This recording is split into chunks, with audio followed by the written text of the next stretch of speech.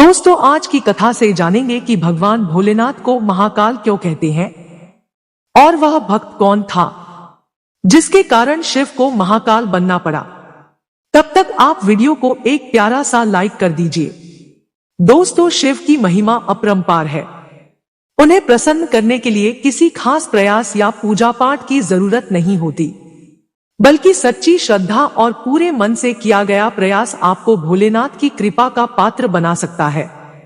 ऐसी मान्यता है कि भक्तों का चरित्र पढ़ने और सुनने से भी भोलेनाथ की असीम कृपा और पुण्य की प्राप्ति होती है।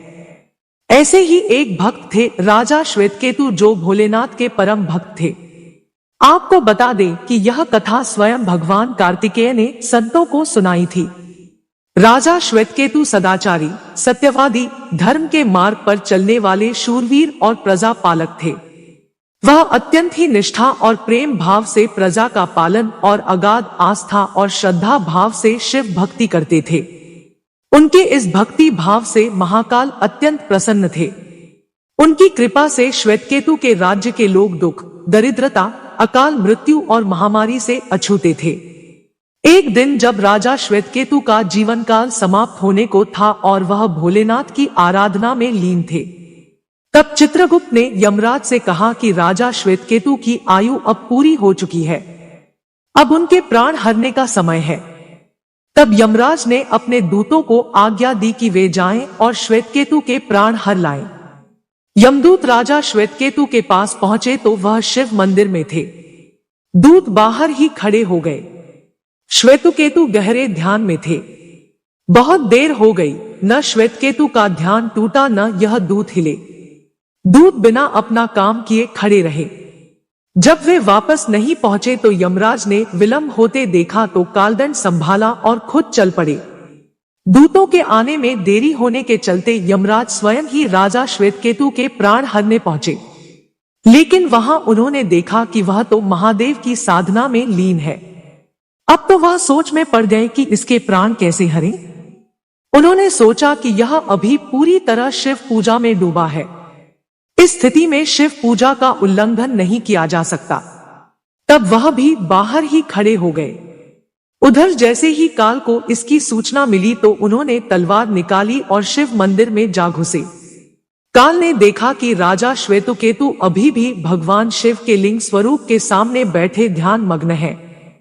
वह झपटकर आगे बढ़ा और जैसे ही उसने राजा श्वेतकेतु का सिर काटने के लिए तलवार उठाई, शिव ने अपना तीसरा नेत्र खोलकर काल की ओर देखा।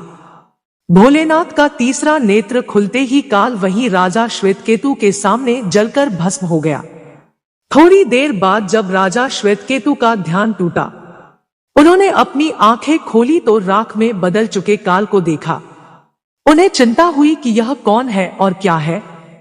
श्वेतकेतु ने भगवान शिव से पूछा, है भोलेनाथ, ये किसकी राख है?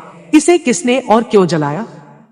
तब भोलेनाथ ने बताया कि यह काल था जो कि तुम्हारे प्राण हरने आया था। राजा श्वेतकेतु ने कहा कि हे महाकाल, यह तो आपकी ही आज्ञा से तीनों लोक में विचरता है, लोक को नियंत्रण में रखता है। इसी के भय से तो लोग पुण्य कार्य करते हैं। आप इन्हें अतिशीघ्र जीवन दान दे दें। शिवजी की कृपा से काल जी उठा और उसने उठते ही श्वेतकेतु को अपने गले से लगाकर बोला, राजा, तुम जैसा तो तीनों लोकों में कोई नहीं है। तुमने तो अजय काल को भी जीत लिया। जीवन दान पाकर काल और यमराज ने कहा कि ऐसे जातक जो शिवजी के परम भक्त हैं, सच्चे मन और पूरी श्रद्धा से महाकाल की पूजा में लीन रहते हैं, सिर पर जटा और गले में रुद्राक्ष पहनते हैं, विभूति का त्रिपुंड ललाट पर लगाते और पंचाक्षर मंत्र का जप करते हैं, उन्हें कभी भी अकाल मृत्यु का ग्रास नहीं बनना पड़ेगा। कथा के अनुसार इस आशीर्वाद के बाद श्वेतकेतु ने लंबे समय तक राज किया और फिर महाकाल की कृपा पाकर उनमें ही विलीन हो गए। दोस्तों, यदि आप भी भोलेनाथ के भक्त हैं तो कमेंट में जय महाकाल लिख दीजिए और ऐसे ही नई नई कहानियों के लिए हमारे चैनल को सब्सक्राइब कीजिए।